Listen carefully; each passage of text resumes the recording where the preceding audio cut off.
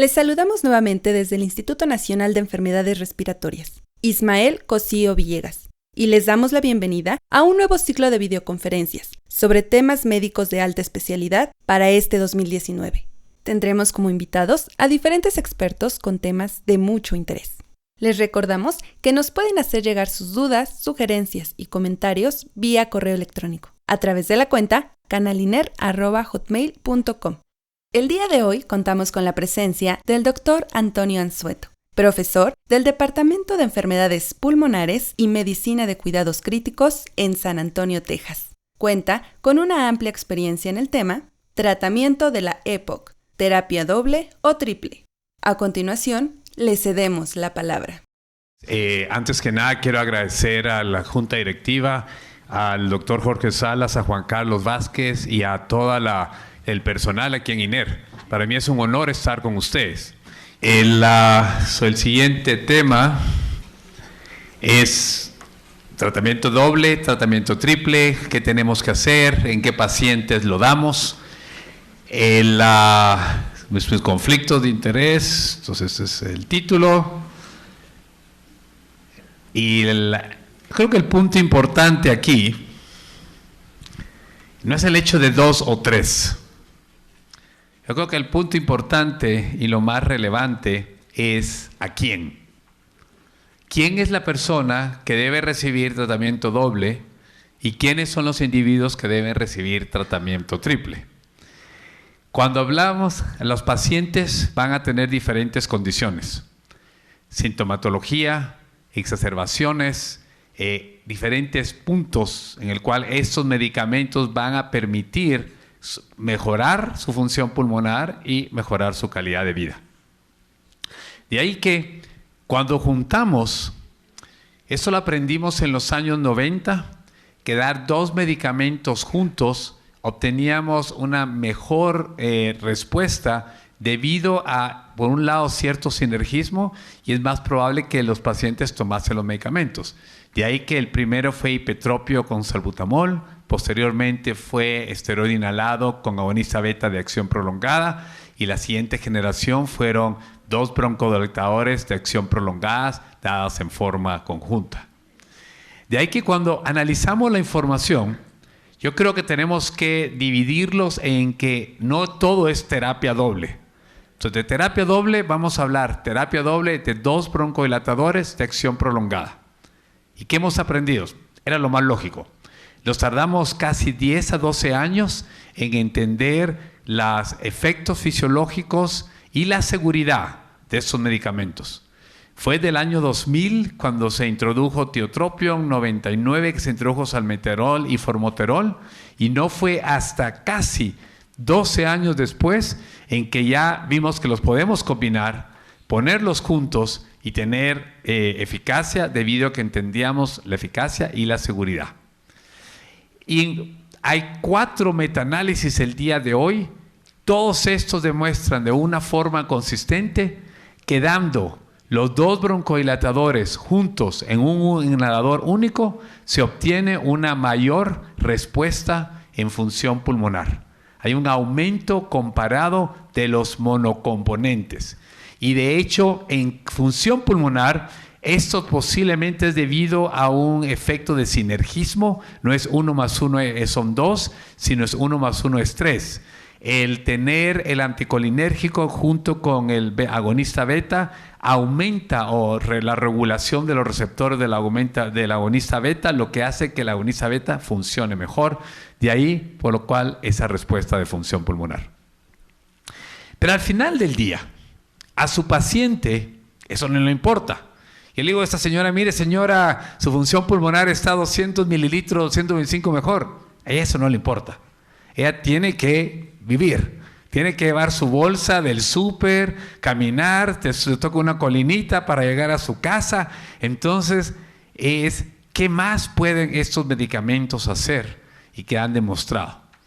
Y han demostrado que pueden mejorar la función pulmonar, y esto es con las 2 formulaciones principales que tenemos en formación es tiotropium unilateral e indecaterol con galactoperidium, que esos estudios estamos viendo más de las otras combinaciones.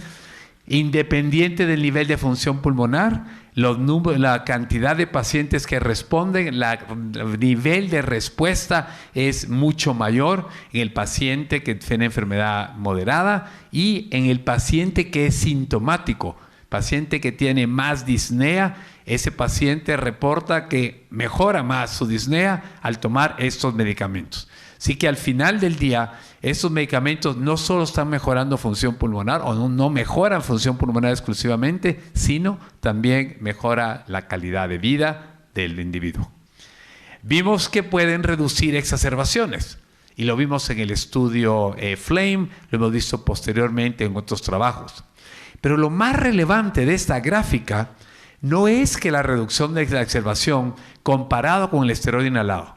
Miren ustedes, lo más interesante es que el proceso o la protección ocurre temprano. 3-4 semanas de estar en el medicamento, se separan las curvas. Esto es más prominente en el paciente con enfermedad moderada, en el paciente con enfermedad severa, posiblemente tarde más. De ahí que es el efecto del broncodilatador el que está haciendo algo en producir la reducción de la exacerbación. Como consecuencia, eso lo vimos también en el estudio de Inaguito y lo hemos visto en 12 estudio CONOS, hay reducción en exacerbaciones. Y la pregunta era, ¿por qué? ¿Por qué el broncodilatador puede estar reduciendo exacerbaciones? Y hemos visto que puede ser asociado a la reducción en hiperinflación, vamos a ver eso en un momento, posiblemente el impacto en la sintomatología. A mí me daba disnea, me sentía sintomático a este nivel, ahora mi umbral ha subido. Yo puedo tolerar más y es menos probable que yo venga a verlo y le diga, mire, tengo disnea, tengo dificultad, tengo un cambio en exacerbación. Estos medicamentos se han demostrado que pueden impactar moco, tanto agonistas beta como anticolinérgicos, y se han demostrado que pueden ser antiinflamatorios. Hay una revisión de efectos antiinflamatorios producidos por agonistas beta de acción prolongada. Ustedes pueden hacer Google de estudio renal. Describe como 200 referencias de todo tipo de proceso antiinflamatorio que puede existir. Hay trabajos que han visto relación a rinovirus en células epiteliales nasales y ustedes ponen esas células a anticolinérgicos, hay una disminución de adherencia. De ahí que no solo es ese efecto broncodilatador que están produciendo, pero posiblemente tengan efectos antiinflamatorios que puedan explicar la razón en la cual han reducido las exacerbaciones. El aspecto más interesante desde el punto de vista fisiológico es el efecto de hiperinflación. El problema fundamental de los pacientes con EPOC es que no pueden respirar porque sus músculos no están en posición para poder respirar.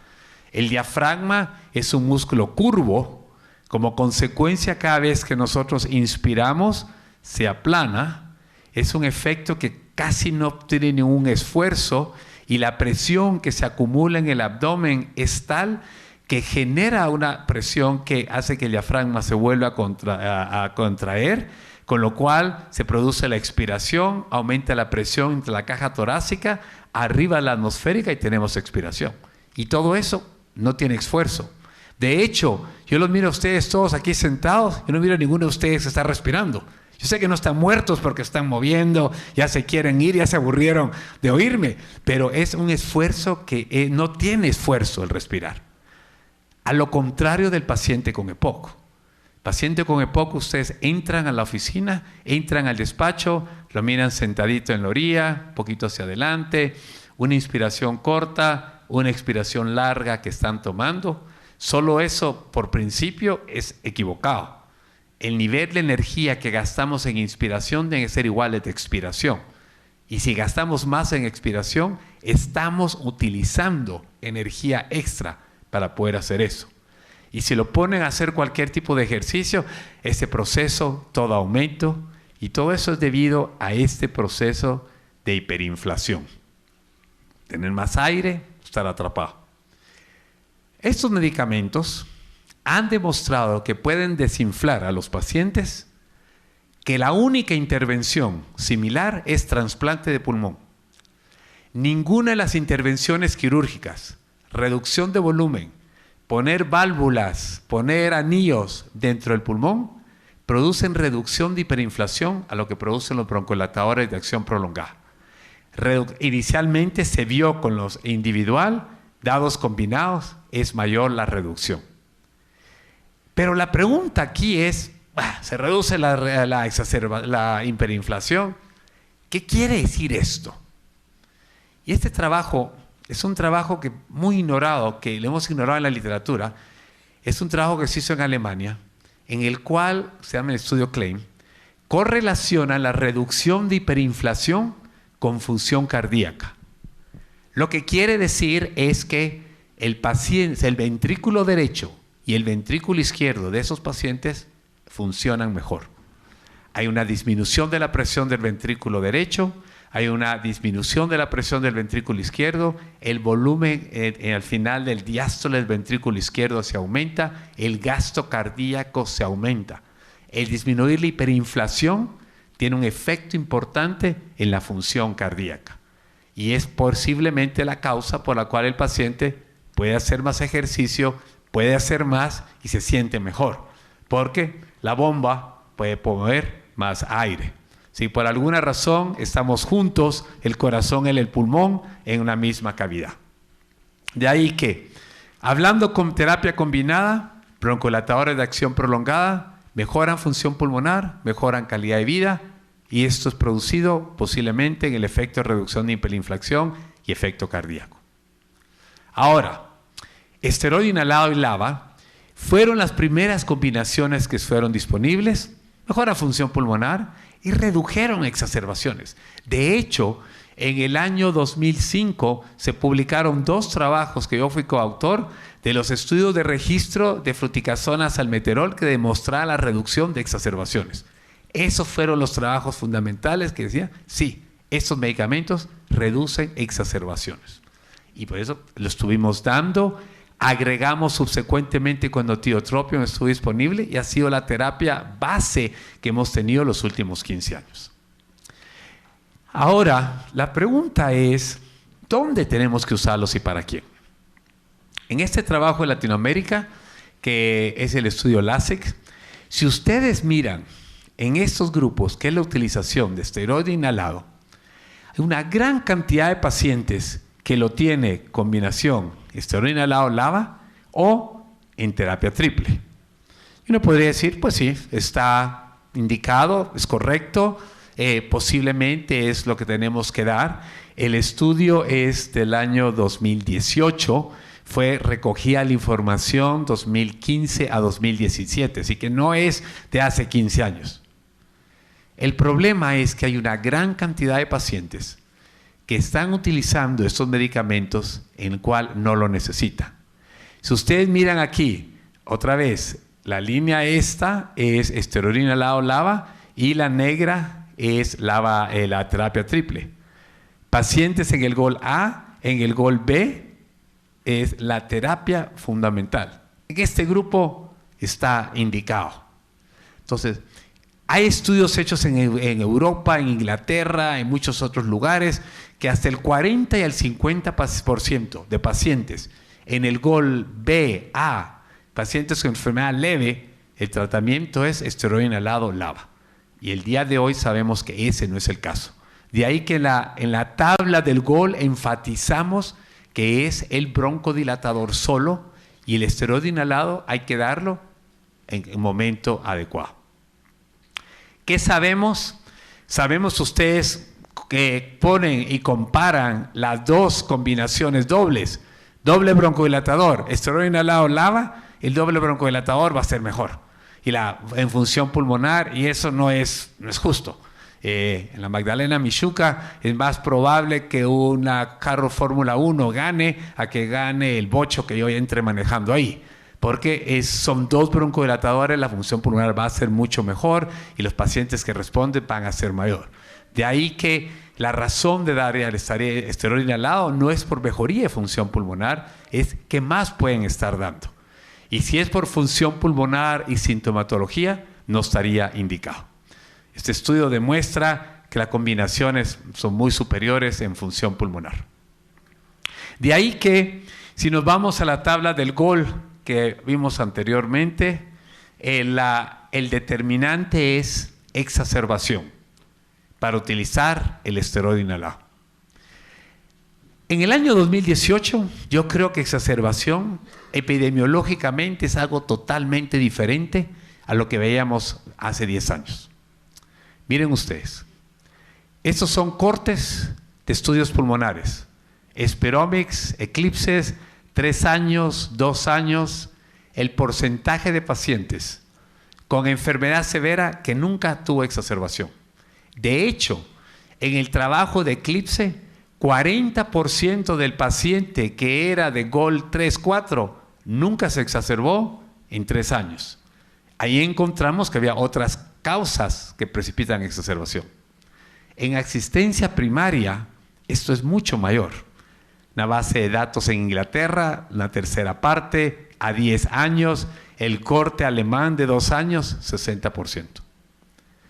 Si vamos a dar esteroide inhalado basado en exacerbación, lo estamos sobreutilizando. Paciente que no lo necesita. De ahí que la pregunta es, ¿cómo usarlo y a quiénes usarlo? Hemos usado combinación LABA, esteroide inhalado, agregando el LAMA. Lo podemos usar, tiene la combinación LABA-LAMA y agrega el esteroide inhalado. Pero ahora teniendo disponible terapia triple, si vamos a tener 3 formulaciones en un inhalador único, pues en un momento dado, esta va a ser alternativa de cómo dar estos medicamentos. Y va a ser dependiendo de las circunstancias de los pacientes.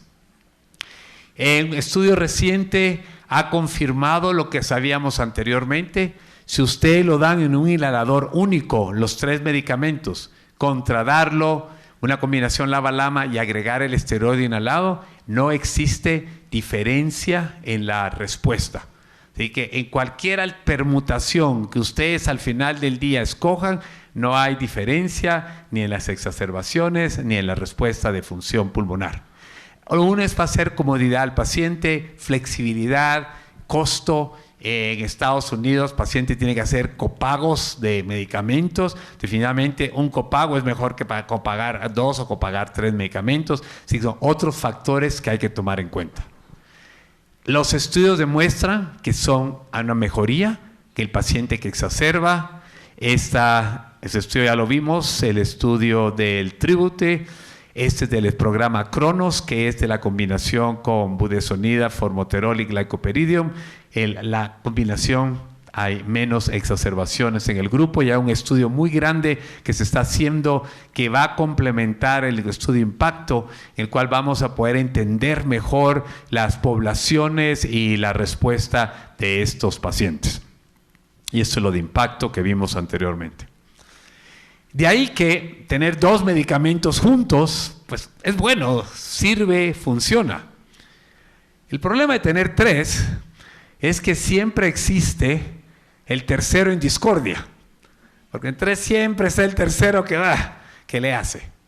Entonces, eso es el punto más importante aquí. El punto no es si dar 2 y 3, es qué pacientes está indicado. Y en pacientes que no está indicado, existe la posibilidad de efectos secundarios. Y el día de hoy reconocemos que el paciente que utiliza esteroide inhalado tiene un mayor riesgo a desarrollar neumonía. Estos son estudios con budesonida, con fluticasona, posiblemente está asociado a la dosis del medicamento y al tiempo de exposición. De hecho, sabemos, si ustedes, por ejemplo, van a utilizar fluticasona, tal vez no hay necesidad de utilizar 500, con 100 microgramos o 250 tienen el mismo efecto de protección y tienen menos riesgo de exacerbación. Y lo mismo es para el caso de budesonida en tratamiento estable. En exacerbaciones pueden aumentar la dosis durante ese proceso. En el estudio Impacto vemos que los grupos de pacientes que recibieron esteroide inhalado tenían 50% mayor probabilidad a desarrollar neumonía de los pacientes que no recibieron esteroide inhalado. De ahí que, de hecho, hoy sabemos que es un hecho que sucede. Las preguntas es ¿por qué?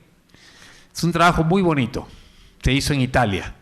Básicamente estudiaron una población de POC, lo randomizaron a 2 grupos. En el grupo de la izquierda son solo salmeterol. En el grupo de la derecha recibieron esteroide inhalado con el ABA. Hicieron un lavado bronquial al principio, un lavado bronquial al final, para ver el microbioma, el cambio en la flora bacteriana. El día de hoy sabemos que nosotros tenemos tanta bacteria dentro del pulmón como tenemos en la piel y en el intestino. Es una bacteria altamente dinámica, activa, está afectada por múltiples factores. Si ustedes utilizan broncodilatador prolongado durante este tiempo, no hay cambio en la población de la flora bacteriana. Si ustedes agregan el esteroide inhalado, alteran poblaciones de flora. Este es el argumento que posiblemente aumente el riesgo de esos pacientes a desarrollar neumonía. Antibióticos en esteroide inhalado liposoluble se quedan más en la vía aérea, tienen más efecto antiinflamatorio, pero de producir un mayor cambio en el microbiota. Y esto puede ser el factor que produzca más neumonías. ¿Qué tenemos que hacer? Estados Unidos tengo un problema. Los pacientes miran televisión y todos esos medicamentos los anuncian en la televisión. Y al final dice, este medicamento aumenta el riesgo de neumonía. Hable con su doctor. Y el paciente me dice, mire doctor, usted me está dando esto, ¿me va a dar más neumonía? Le digo, sí, tiene un mayor riesgo. Yo sé que tiene un mayor riesgo, pero usted se ha exacerbado, usted tiene eosinófilos altos, usted necesita esteroide inhalado como parte de su tratamiento. Tenemos que estar dispuestos a aceptar el efecto secundario en el beneficio. Pero si no hay beneficio, no podemos usar el efecto secundario. Así que la pregunta es, ¿cuándo utilicemos el esteroide inhalado? ¿Cuándo utilicemos la terapia triple? Y tal vez si lo ponemos todo junto, la mejor información que tenemos es del estudio Wisdom. Si lo quité y no lo di, ¿en qué paciente tiene mayor exacerbación? Y es en aquel paciente que se ha exacerbado por lo menos unas 2 exacerbaciones al año y tiene eosinófilos más de 300. Él o ella debe estar en esteroide inhalado por lo menos un año, que no se exacerbe, de ahí considere descalarlo. Pero el otro punto muy importante es cuando yo miro estos pacientes que se hospitalizan y le ponen exacerbación de POC. Tengan cuidado. EPOC es un diagnóstico que todo el mundo lo usa cuando no sabe qué tiene que hacer y no sabe cómo explicar. Usted tiene EPOC, por eso tiene disnea. ¿Por qué vino ahorita con exacerbación? Tiene EPOC y por eso se exacerbó. Hay que hacer exacerbación de EPOC y le pone el diagnóstico. Uno de los niveles de control de calidad ha sido reducir rehospitalización del paciente que se exacerba de EPOC. Entonces todos los hospitales en todos lados del mundo están viendo eso. Y en mi hospital pues tenía que meterme un comité y digo, pues a ese comité me meto. Analizar quiénes son los pacientes que se reexacerbaron. Y había un individuo que había exacerbado 4 veces. Octubre, noviembre, diciembre y febrero. En el invierno tiene POC, se exacerbó muy seguido, raro. Veamos. Agarro la papeleta. Primero el paciente es alcohólico. Y la primera vez que vino borracho, se quejaba de dificultad respiratoria y le pusieron exacerbación de POC. Lo trataron con antibióticos y esteroides. La segunda vez vino borracho y con hemorragia gastrointestinal, pusieron exacerbación de POC y le dieron antibióticos y esteroides. La tercera vez vino con una neumonía con aspiración, la misma historia. Alguien en el mes de enero dijo, miren, se ha exacerbado 3 veces con EPOC, no miro espirometría en la papeleta, no sé si tengo EPOC. Así que le hizo espirometría, le hizo volúmenes, difusión, le hizo todo y todo era 100% normal. El individuo vino la 4ª vez en febrero, borracho, quejándose de dificultad respiratoria. ¿Y cuál creen que fue el diagnóstico? Exacerbación de POC y le dieron esteroides y antibióticos. Miren, señoras y señores, tenemos un problema tremendo. El problema tremendo es que a nuestros pacientes se les pone un sello y con ese sello todo el mundo camina y nadie lo verifica.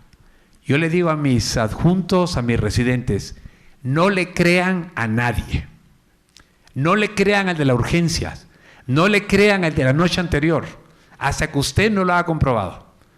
En mi servicio, a mí no me dicen que el paciente tiene el diagnóstico de POC, sino me dicen cuál fue la espirometría. Si no hay espirometría, no hay diagnóstico de POC. Y no me importa que venga, bueno, si viene con oxígeno, ya está todo mal, pues bueno, tal vez se mira muy enfisematoso, sí. Pero la mayoría de esa gente, en nuestro hospital, el 40% de los pacientes que reciben broncodilatadores nunca han tenido una espirometría. Entonces, esa es una tragedia. Imagínense cuántos de ustedes quieren recibir tratamiento por presión arterial o por diabetes y no tienen esa enfermedad, sino han de tener algo más. Y ahorita la importancia de hacer el diagnóstico es que sabemos que el individuo que fuma, ese individuo puede que esté normal, ese individuo puede desarrollar enfermedad intersticial o puede desarrollar obstrucción. Por lo cual es indispensable saber si está obstruido, te voy a tratar como obstruido. Si está restrictivo, te mando a la clínica de enfermedad intersticial porque estoy en una carrera contra el tiempo. No tengo 10 años para sentarme y verte evolucionar, pues vas a morir de enfermedad intersticial. De ahí que eso hace la importancia del diagnóstico y el identificar por qué se está exacerbando. Y pregúntense ustedes, ¿por qué el señor Martínez se exacerbó el día de hoy? ¿Qué pasó? Mire, doctor, no tomé mi medicamento. Bueno, tenemos que ajustar eso. Mire, tiene una neumonía. Entonces tiene una neumonía, no tiene exacerbación. En el estudio Eclipse nosotros describimos reflujo y aspiración como la causa comórbida más frecuente asociada a exacerbación. Es que no es que el paciente se exacerbe, es que el paciente está aspirando y su manejo no es darle esteroides y antibióticos, es que duerma sentado y que le traten su reflujo. Y si ustedes encuentran la causa, van a dar el tratamiento adecuado. De ahí que al final del cuenta, en el estudio SONCE también nos demuestra que niveles altos de eosinófilos son los que se van a beneficiar. Y no es dar 2 o dar 3, es a qué individuos, basados a sus características, a sus condiciones, tengo que darle estos medicamentos o tengo que darle estos otros medicamentos. Muchas gracias.